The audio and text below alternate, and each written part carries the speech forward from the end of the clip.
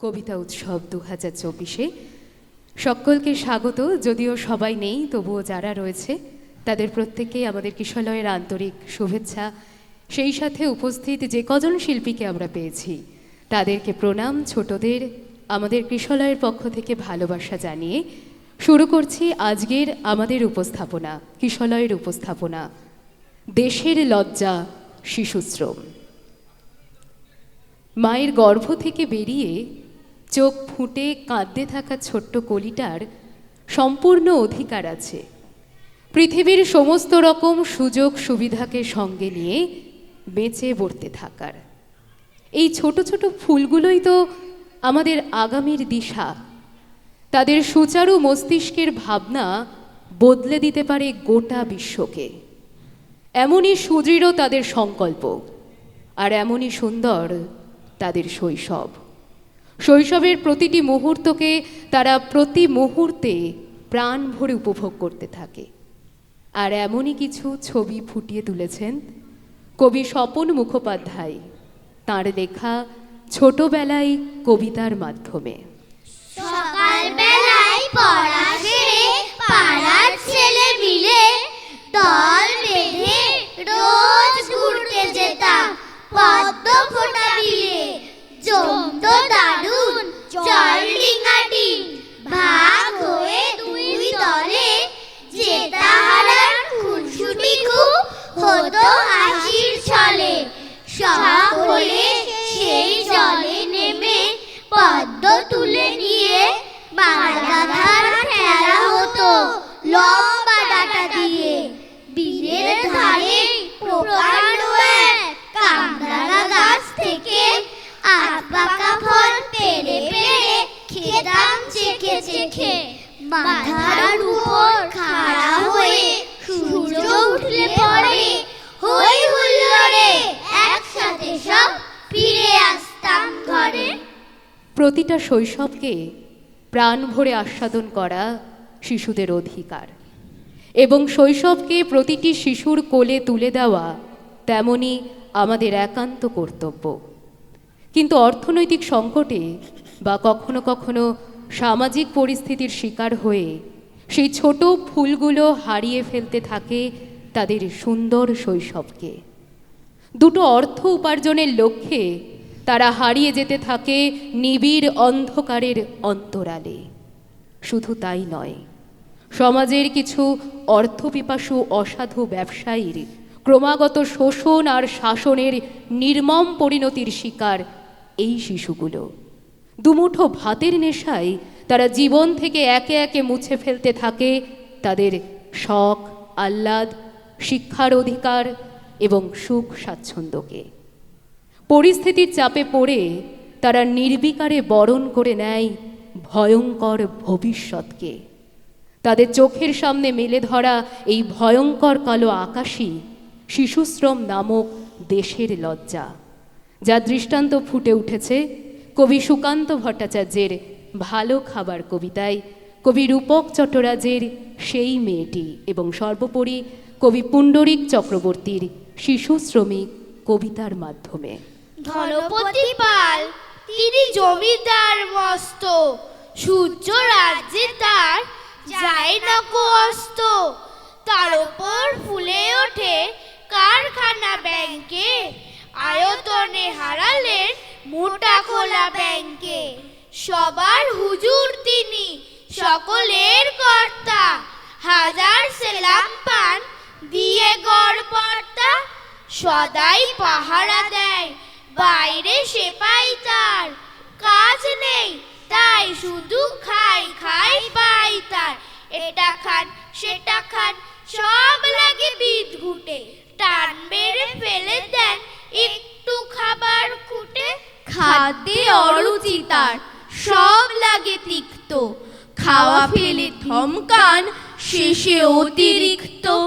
দিন রাত চিৎকার, আরো বেশি টাকা চাই, আরো কিছু তহবিলে জমা হয়ে থাকা চাই। সব ভয়ে জড়ো সড়ো, রোগ বড় পেঁচানো, খাওয়া ফেলে দিন রাত টাকা বলে চেঁচানো। ডাক্তার কবিরাজ ফিরে গেল বাড়িতে, চিন্তা পাকালো চট নায়েবের দাড়িতে। নায়েব অনেক ভেবে বলে হুজুরের প্রতি, কি খাদ্য চাই, কিসে খেতে উত্তম অতি। নায়েবের অনুরোধে ধনপতি চারিদিক দেখে নিয়ে বার কয়, হাসলেন পিক পিক। তারপর বললেন, বলা ভারী শক্ত, সবচেয়ে ভালো খেতে গরিবের রক্ত।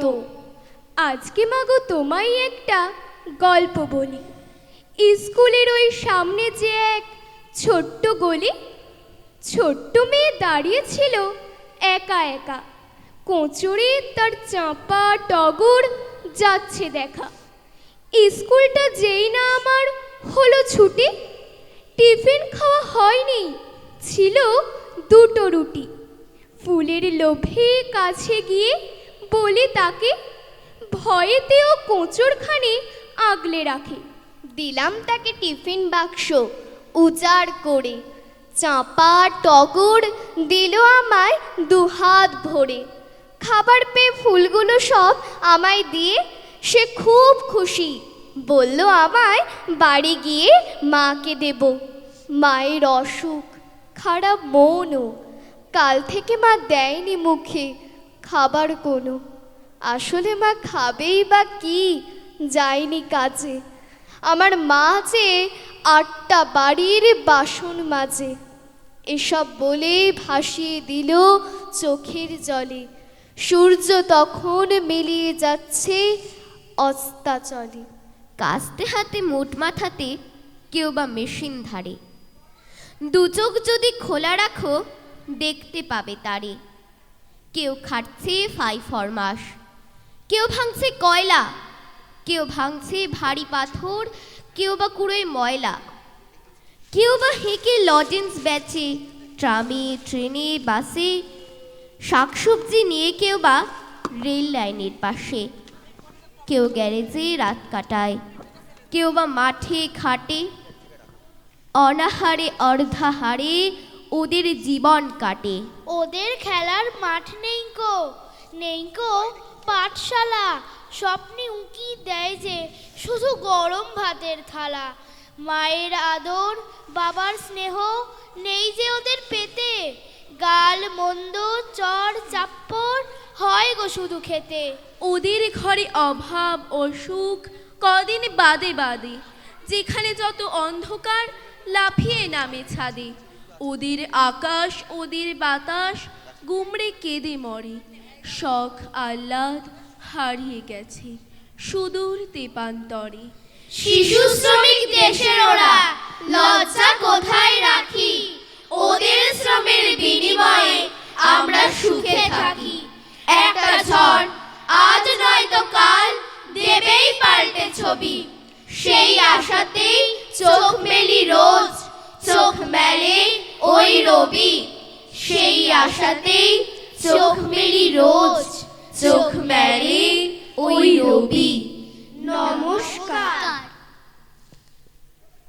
আমাদের আজকের উপস্থাপনা এখানেই শেষ হলো। উপস্থাপনায় যারা যারা ছিল, মেঘমিত্রা মজুমদার, অভিপ্সা দে, অঙ্কুর ব্যানার্জি, শ্রিয়ান দত্ত, অঙ্কুশ দে, ধ্রুবিকা ঘোষ, পুনম দাস, অদ্রিজিৎ বিশ্বাস, সব্যসাচী মজুমদার, দেবারতী সেনগুপ্ত এবং জয়শ্রী মান্না। সমগ্র অনুষ্ঠানটির নির্দেশনায় ছিলাম আমি, আগমনী কুণ্ডু। সকলকে শুভরাত্রি। আর সেই সাথে আমরা গতবারও কথামালা আয়োজিত এই কবিতা উৎসবে এসেছি, প্রাণ ভরা ভালোবাসা নিয়ে গেছি। তাই এবারও আমরা অভিজ্ঞতা, আমাদের সকলের প্রিয় রানাঘাটের একজন খুবই বিখ্যাত বাচিক শিল্পী, তার ডাকে এখানে বারবার কিশলয়কে সাথে নিয়ে ছুটে আসি।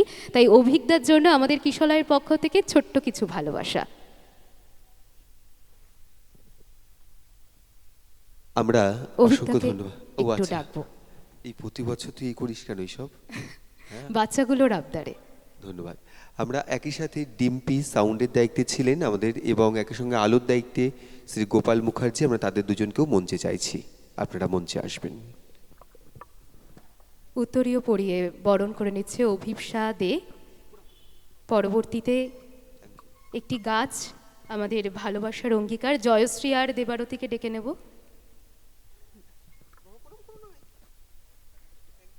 পরবর্তীতে আমাদের ছোট্ট একটা উপহার মেঘমিত্রার মাধ্যমে।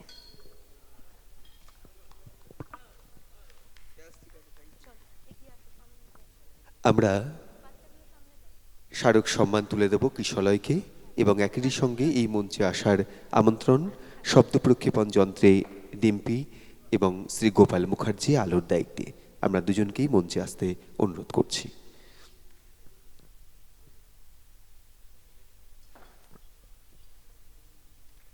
ধন্যবাদ। বিশিষ্ট নাট্যকর্মী এবং এই আলোর নির্দেশনায় যিনি ছিলেন মাননীয় শ্রী গোপাল মুখার্জি মহাশয়, তাকে আমরা স্মারক সম্মান তুলে দিচ্ছি।